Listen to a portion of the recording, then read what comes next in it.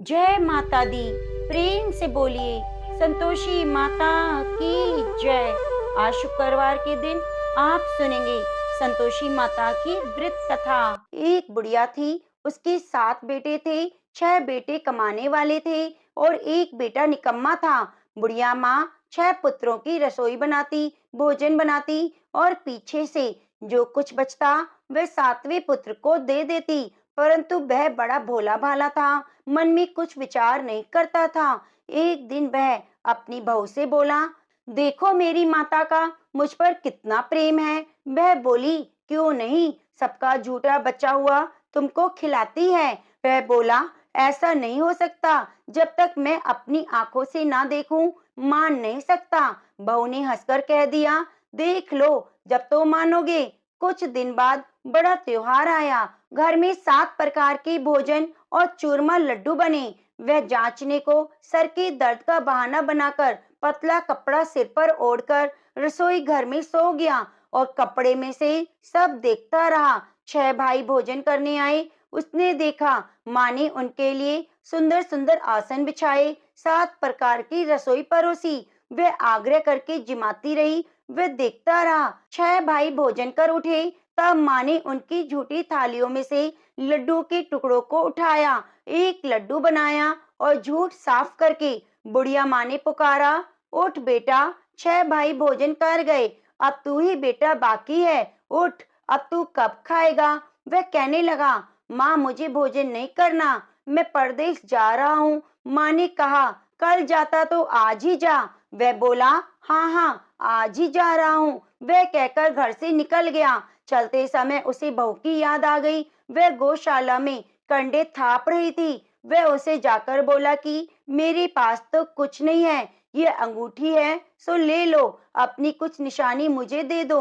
वह बोली, मेरे पास क्या है, ये गोबर भरा हाथ है। यह कहकर उसकी पीठ पर गोबर के हाथ की थाप मार दी और वह चल दिया। चलते चलते दूर देश में पहुंचा। वह एक साहूकार की दुकान थी। वहां जाकर बोला, भाई मुझे नौकरी पर रख लो। साहूकार को नौकरी की जरूरत थी। साहूकार उससे बोला, तू नौकरी पर रह जा।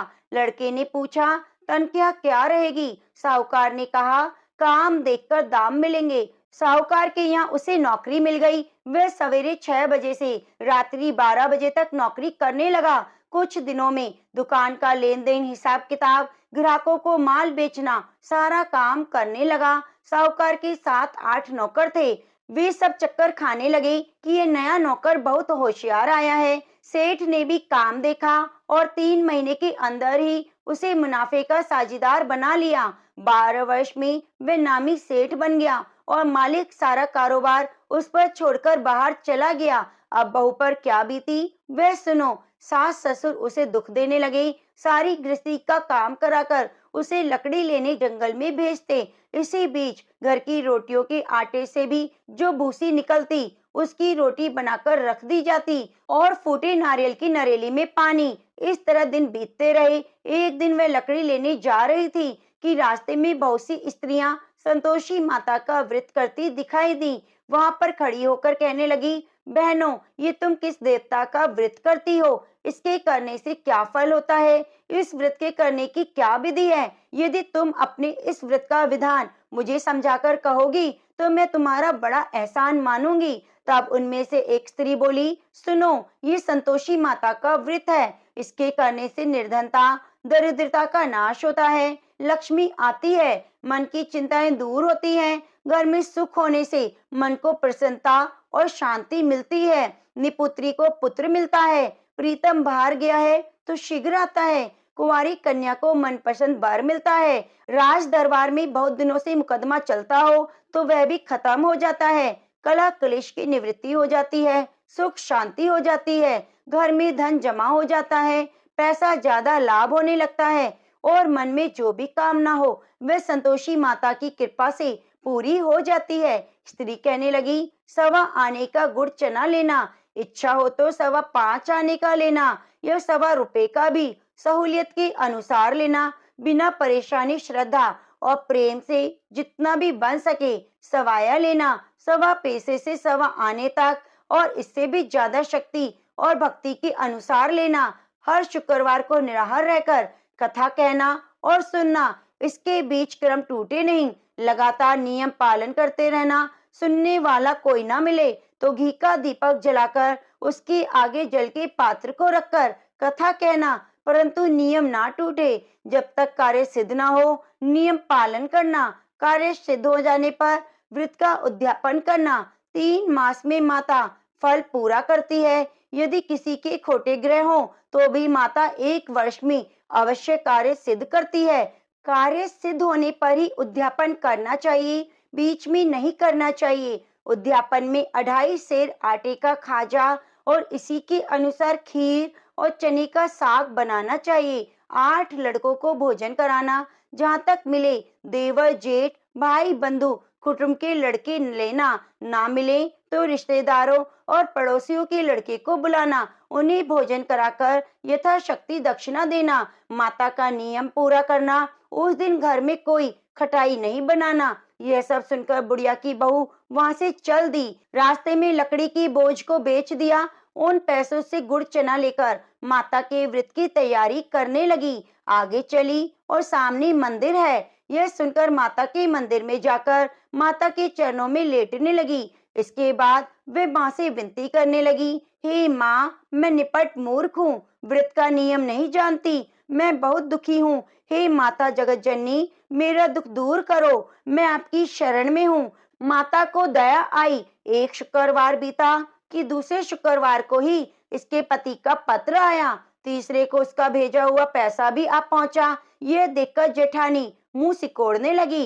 इतने दिनों में इतना पैसा आया, इसमें क्या है? लड़के ताने देने लगे कि काकी के पास अब पत्र आने लगे हैं, रुपए आने लगे हैं, अब तो काकी की खातिर बढ़ जाएगी, अब तो काकी बुलाने से भी नहीं बोलेगी। बेचारी सरलता से यह कहती कि भैया पत्र आएगा, रुपए आएंगे तो हम सबके लिए अच्छा है। ऐसा कहकर आंखों में आंसू भरकर संतोषी माता के मंदिर में आकर मातेश्वरी के चरणों में गिरकर रोने लगी। माँ, मैंने तुमसे पैसा नहीं मांगा, मुझे पैसे से क्या काम, मुझे तो अपने सुहाग से काम है। मैं तो अपने स्वामी के दर्शन और सेवा मांगती हूँ। तब माता ने प्रसन्न होकर कहा, जा बेटी, तेरा स्वामी आएगा।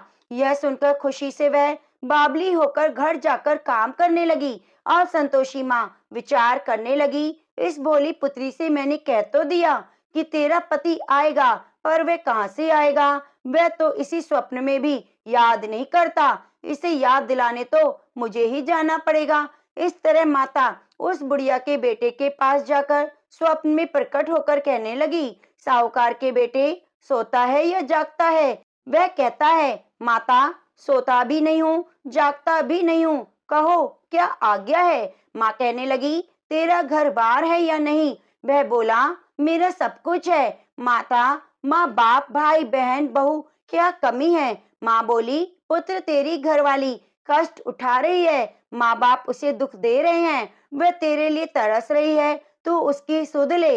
वह बोला, हाँ माता, मुझे मालूम है, परंतु जाऊं कैसे?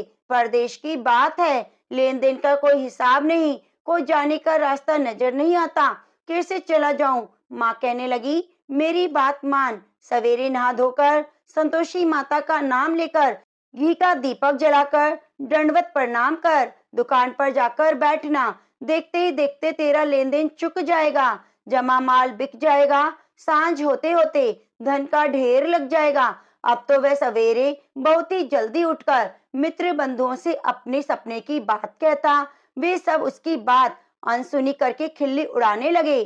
कई सपने भी सच्चे होते हैं। एक बूढ़ा बोला, देख भाई, मेरी बात मान, इस तरह सच झूठ कहने के बदले देवता ने जैसा कहा है वैसा करना, तेरा क्या जाता है? अब बूढ़े की बात मानकर वे नहा धोकर संतोषी माता को दंडवत प्रणाम कर घी का दीपक जलाकर दुकान पर जा बैठता है। थोड़ी देर में क्या देखता है कि देने वाले रुपया लाए, लेने वाले हिसाब लाए। कोठे में भरे सामानों के खरीदार नगद में सौदा करके जाने लगे। शाम तक धन का ढेर लग गया। मन में माता का नाम लेकर प्रसन्न होकर घर जाने के वास्ते गहना कपड़ा सामान खरीदने लगा। यहाँ के काम निपटकर घर को रवाना हुआ। उधर बहू बेचारी जंगल से लकड़ी ले जाती थी। लौटते वक्त माता जी के मंदिर में विश्राम करती। वह तो उसके रोज रुकने का स्थान ही था। दूर धूल उड़ती देखकर वह माता से पूछती, हे माता, ये धूल कैसे उड़ रही है? माँ कहती, हे पुत्री, तेरा पति आ रहा है। अब तू ऐसा कर, लकड़ियों के 3 बोझ बना ले। एक नदी के किनारे रख, दूसरा मेरे मंदिर पर और तीसरा अपने सिर पर रख। तेरे पति को लकड़ी का गट्ठा देखकर मोह पैदा होगा। यहाँ रुकेगा, नाश्ता पानी बनाकर खाकर माँ से मिलने जाएगा।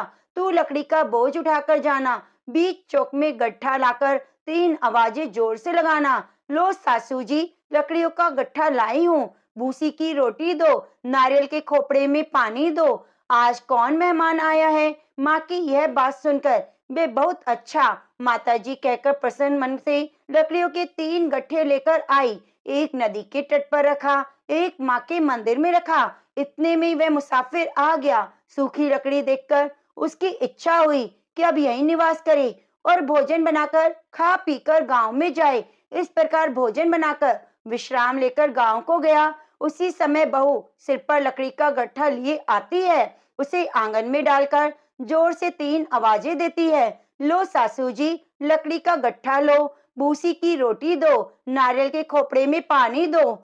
आज कौन आया है? यह सुनकर उनकी सास अपने दिए हुए कष्टों को बुलाने हेतु कहती है, बहू ऐसा क्यों कहती हो? तेरा मालिक ही तो आया है। बैठ, मीठा भात खाकर कपड़े गहने पहन। इतने में आवाज सुनकर उसका स्वामी बाहर आता है और अंगूठी देखकर व्याकुल हो जाता है। माँ से पूछता है, माँ यह कौन है? माँ कहती है, बेटा ये तेरी बहू है। आज 12 वर्ष हो गए जब से गया है। तब से सारे गांव में जानवर की तरह भटकती फिरती है। काम काज घर का कुछ करती नहीं, 4 समय आकर खा जाती है। अब तुझे देखकर भूसी की रोटी, नारियल के खोपड़े में पानी मांगती है। वह लज्जित होकर बोला, ठीक है माँ, मैंने इसे देखा, तुमने भी देखा। अब मुझे दूसरे घर की चाबी दो, मैं उसमें रहूंगा। ठीक है बेटा, जैसे तेरी मर्जी। यह कहकर माँ ने चाबी का गुच्छा उसे दे दिया। उसने लेकर दूसरे कमरे को खोलकर सारा सामान जमाया और एक ही दिन में वह राजा के महल जैसा ठाट-बाट बन गया। अब क्या था, वह सुख भोगने लगी। इतने में अगला शुक्रवार आया। उसने अपने पति से कहा, मुझे माता का उद्यापन करना है। उसका पति बोला, बहुत अच्छा, कर लो, अपनी खुशी से यह भी कर लो। तुरंत ही वह उद्यापन की तैयारी करने लगी। जेठ के लड़के को भोजन के लिए कहने लगी। उसने मंजूर किया, परंतु पीछे से जेठानी अपने बच्चों को सिखाती है, देखो भोजन के समय सब लोग खटाई मांगना, जिससे उसका उद्यापन पूरा ना हो। लड़के खाना खाने आए, खीर पेट भरकर खाई, परंतु बात याद आते ही कहने लगे, हमें कुछ खटाई खाने को दो, खीर खाना हमें भाता नहीं। यह देखकर अरुचि होती है। बहू कहने लगी, खटाई किसी को नहीं दी जाएगी, यह तो संतोषी माता का प्रसाद है। लड़के उठकर खड़े हुए और बोले, पैसे लाओ। बहू कुछ जानती नहीं थी, वह भोली थी, तो उसने पैसे दे दिए। लड़के उसी समय उठकर इमली लेकर खाने लगे। यह देखकर बहू पर माता ने कोप किया। राजा के दूत उसके पति को पकड़कर ले गए। जेठ जेठानी मनमाने खोटे वचन कहने लगे। लूट लूट का धन इकट्ठा किया था, सो राजा के दूत उसे पकड़कर ले गए। अब सब मालूम हो जाएगा जब जेल की रोटी खाएगा। बहू से यह वचन सहन नहीं हुआ। वे रोती रोती माता के मंदिर गई। बोली, माता तुमने ये क्या किया?